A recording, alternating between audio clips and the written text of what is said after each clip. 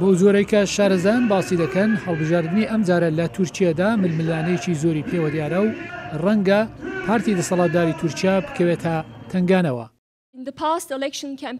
هەروەک ڕابردوو حکوومەت بە شێوەیەکی ناڕەوا کارتێکردنی لەسەر هەڵبژاردنەکان بووە و لەژێر دۆخی تەنگەتاوی ئاسایشدا بەڕێوە چووە. میدیاش لەلایەن حکوومەتەوە کۆنتڕۆڵ کراوە و بەجۆڕێک کاندیداکانی ئۆپۆزیسیۆن کاتی پێویستیان بۆ بانگەشە پێنادرێ و هەروەها کاندیدای کورد هەیە کە لە بەندیخانەوە هەڵمەتی هەڵبژاردننی خۆی پێشەنگی دەکات. ئەگەر گوتێ ئەو شارەزای وەک پرسیارێک بخرێتە ڕوو کەوایە ئۆپۆزیسیۆنی تورکیا لەم دۆخەدا دەتوانن ڕەکەبەرێکی جدی لە بەرامبەر پارتی دەسەڵاتی تورکیا بن. دەنگدانی کوردەکان لەو هەڵبژاردنەدا بە تایبەتی گرنگی زۆری هەیە. هەروەک لە 2015دا گرنگی هەبوو. دەزانن بۆ ئەوەی پارتێک ڕێگای بۆ پارلەمان هەبێت دەبێت خاوەندە لە سەدی سەرجەم دەنگکان بێت. پارتی دیموکراتێکی خەڵک کە بە شێوەیەکی سەرەکی پارتێکی کوردی و لیبراڵە ئەگەر دە لە سەدی دەنگکان بهێنێتەوە و لەگەڵ دەنگی پارتەکانی ئۆپۆزیسیۆن بۆ پارلەمان کۆی بکەیەوە دەگمەنەکە پارتی ئەردۆغان زۆری نەبێنێتەوە. بەڵام دوو بڕگەی یاسای نوێی هەڵبژاردن کە مانگی 3 زاینی ئەم ساڵ پەسەندکرا ڕاستەوخۆ کارتێکردنی لەسەر هەرێمی کوردەکان لە تورکیا دەبێت.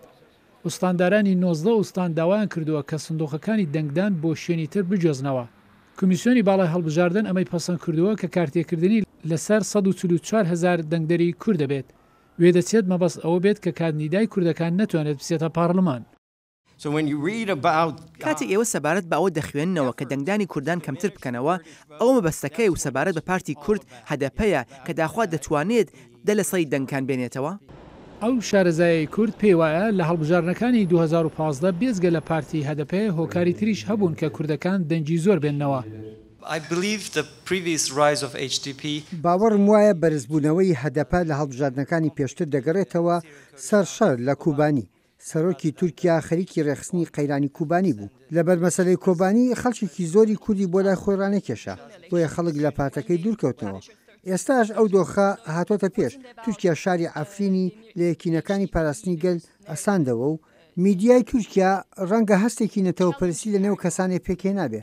بەڵام ڕەنگە لە نێو کوردەکان خەڵک هەبن کە لە پارتی دەسەڵاتدار بکشێنەوە.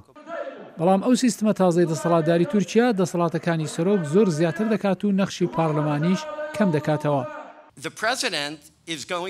سەرۆک لەو سیستمەدا لەباری دەسەڵاتەوە نەخشی سەرەکی دەگێڕێت. ئەگەر پارتی سەرۆک لە پارلەمان زۆرینە بێنێتەوە وەک ئەوەیە یەک کەس بەڕێوەی دەبات. ئەگەر پارتی سەرۆک زۆرینە نەهێنێتەوە پارلەمان ڕەنگە گەلێک کار سەبارەت بە سەرۆک ئەنجام بدات. ئەوەی لە هەرێمی کوردەکان جێگای مەترسیە وەک ڕێکخراوی چاودێری بەسەر مافەکانی مرۆڤ باسی دەکات زۆربوونی ژاندارم و پۆلیسی تورکیا لەسەر سندوقەکانی دەنگدانە و ئەوەش وا دەکات دەنگدەران نەتوانن دەنگی خۆیان بە کاندیدای خوازیاری خۆیان بدەن.